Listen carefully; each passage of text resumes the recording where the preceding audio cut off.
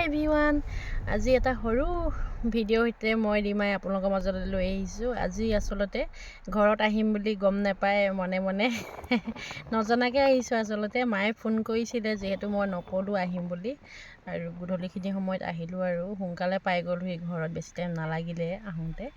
আৰু পাই লগে লগে আমি সৰু বৌ মই হাঁহ বিচাৰিবলৈ আহিলোঁ দেই। হাঁহ খাবলৈ মন গ'ল, যিহেতু ঘৰত হাঁহ নাছিলে। এবাৰ হাঁহ আনিবলৈ বহুত দূৰ আহিব লগা হ'ল। খোজকাঢ়ি আহি আছোঁ নাই নাপাওঁ গৈ। সেইফালে এইখিনি কুঁহিয়াবাৰী, আৰু এইফালে ছাইডতে নদী এখন আছে।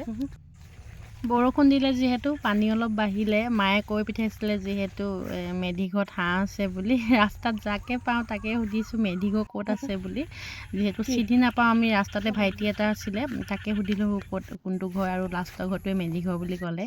এইফালে পালোহি, ঘৰত মানে মিঠা আম বহুত আছে, আৰু এইফালে হাঁহ লৈ আনিলোঁ। আৰু অনাৰ পিছত দাই কাটিলে হাঁহ ধুনীয়াকৈ, আৰু এইফালে আমাৰ এখেতে বনাই আছে হাঁহ মাংস। আজি পিছে আমাৰ খুৰাও আহিছিলে, যিহেতু আকৌ চিলাপথাৰৰ পৰা মহাও আহিছিলে। ভাল লাগিলে লগ পাই, বহুত দিনৰ পাছত লগতে এসাঁজ মিলিজুলি খালোঁ। ইফালে আকৌ বৌৱে বনাই আছে গাহৰি মাংস। ফাৰ্ষ্ট টাইম ৰঙালাও দি পেলাই গাহৰি মাংস খাম দেই আজি। দেন ভিডিঅ'টো চাই যাওঁ আহক, স্কিপ নকৰাকৈ।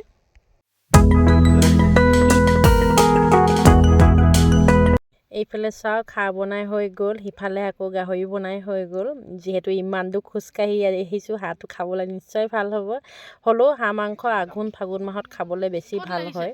ৰাতিপুৱা ভাত খাই আমি দুপৰীয়া বুলিয়ে ক'ব পাৰি, জামুক পাৰি আছে, দাদাই পাৰি দিছে জামুক। আমি আঁঠুৱা পাতি দিছোঁ, নহ'লে জামুকবোৰ থেকেচা খাই কিবা ফাটি যোৱাৰ আগতে হয় যে, বেয়া হৈ যায়। সেইকাৰণে আঁঠুৱা এখন ধৰি লৈছোঁ, এই বৌৱে মই এইফালে।